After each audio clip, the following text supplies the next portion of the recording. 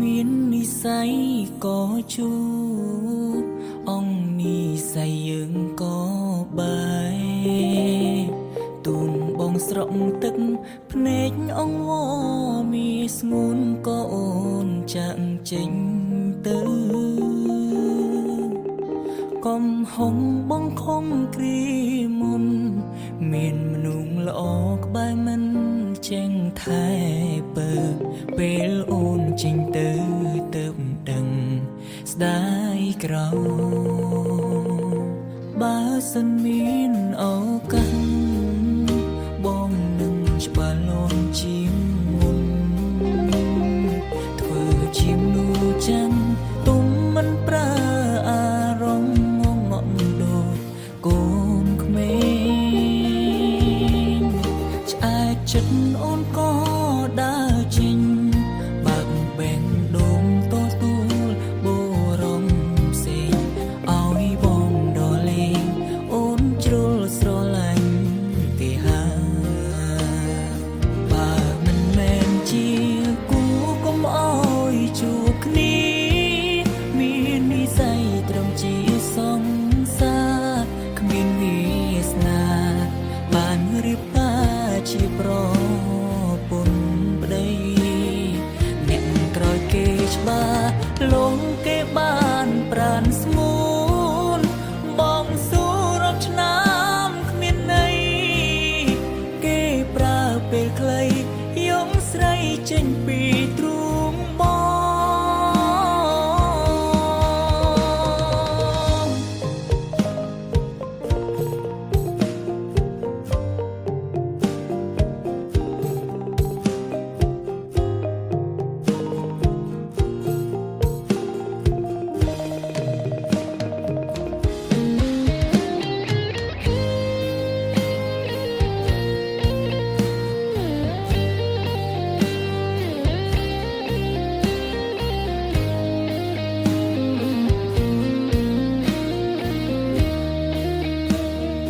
លោកធួងដៃ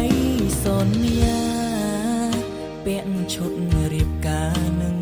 គ្នាចំក្រោយអង្គវេ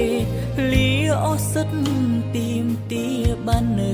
ក្បែរប្រាណស្រីសល់ត្រឹមពាក្យសងសាចាំងគេម្នាក់នោះមានឈ្មោះគឺជាប្តីបងត្រូវរីងរៃរូក្នុងស្រមោលអាដិនបើមិនមែនជាគូកុំអោយជួបគ្នាមាននិស័យត្រឹមជាសង្សារគ្មានវាសនាបានរៀបការជាប្រពន្ធប្តីអ្នកក្រោយគេច្បាស់លងគេបានប្រានស្ងួនបងស៊ូរាប់ឆ្នាំគ្មានន័យគេប្រើពេលខ្លីយកស្រីចេញពីទ្រូងបងបើមិនមែនជាគូកុំអោយជួបគ្នាមាននិស័យត្រឹមជាសង្សារគ្មានវាសនាបានរៀបការជាប្រពន្ធប្តីអ្នកក្រោយគេច្បាស់លងគេបានប្រានស្ងួនបងស៊ូរាប់ឆ្នាំគ្មានន័យគេប្រើពេលខ្លីយកស្រីចេញពី